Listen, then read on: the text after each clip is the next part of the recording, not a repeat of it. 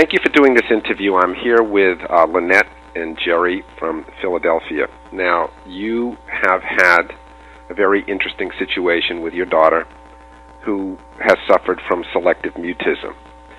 Would you be kind enough to tell the listeners, to describe to the listeners what the situation was when we first met? When we came into therapy, Jess was almost 12 years old. She had been selectively mute for about 8 years, and she'd only speak to us at home and her grandparents and a few close friends. In her early years, she developed a system of body language and facial expressions that she used to replace her own voice.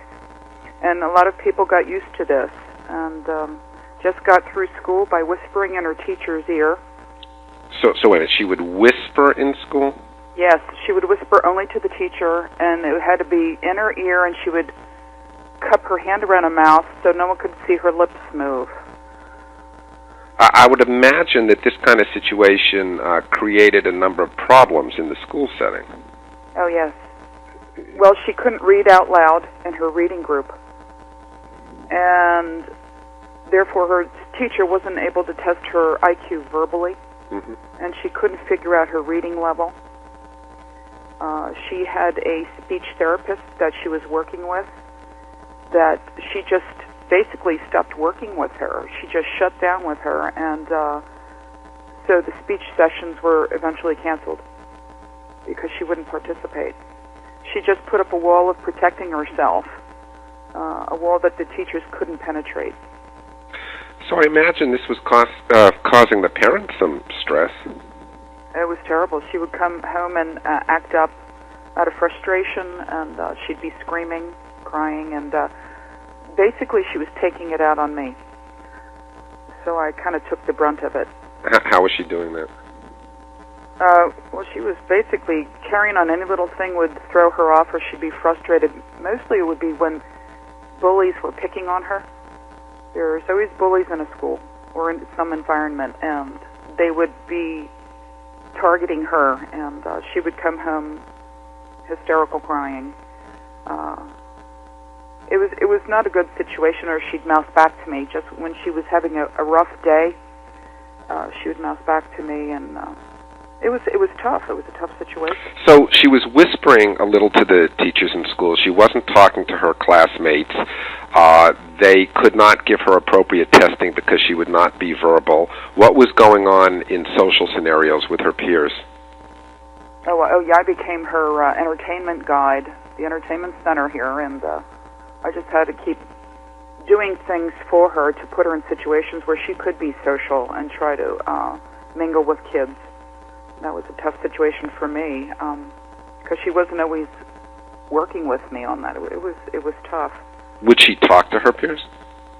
Only a few, very few. Only a few close friends would she talk to, and she was comfortable with them. When you found her in an environment of a play setting, say a McDonald's, where they were playing in the tubes and jumping around, she would talk to total strange children. She didn't know them at all, and she felt they were no threat to her.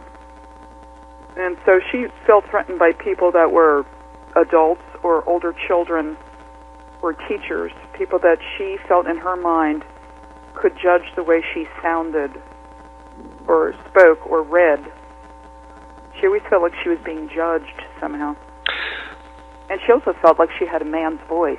I don't know where that came from, but she's always felt that. I don't know where that came from. Now your daughter has had selective mutism, and she also has been in special education. What was the character of her special needs? Why was she in special ed? She has a developmental delay, so reading, math, and language skills were always a challenge for her. So am I correct in understanding that because of the selective mutism, her overall lifestyle and yours as parents was greatly impacted? Oh, it's terrible, yeah. Where are you guys at now with the problem? I would say the selective mutism is just about gone. She, sometimes when she feels shy with someone, she'll whisper a little bit. You know, her voice will get softer, not whisper, but she'd talk softly. But she talks to just about everybody now. And you told me something the other day that was interesting. What about the loudspeaker in school? Oh, yeah. The teacher told me that Jessica has become her role model for talking on their PA system with reading the morning announcements. She does that by herself in a normal, clear voice. That is prompting before someone had to hold her hands. She does it all by herself now. They just send her out of the classroom and she walks down to the office and does it herself. So they're extremely impressed with that.